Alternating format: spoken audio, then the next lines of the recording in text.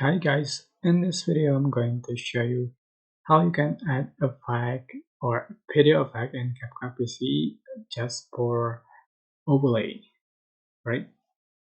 Add the effect only to overlay in CapCut PC. So for example, I'm going to select imagine. I'm just going to add the overlay. Put on top another clip.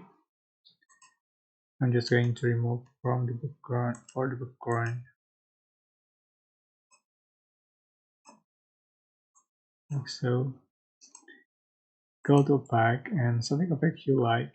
For example, I'm just going to add the shake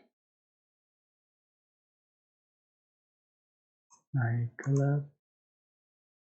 Select the shack. So to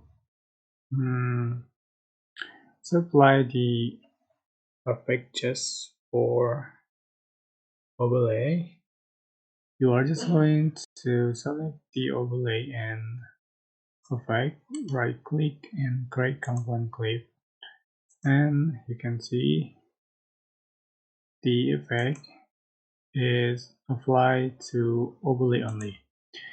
I hope this tutorial was helpful for you guys. Don't forget to like, comment, share, and also subscribe. Thank you so much for watching.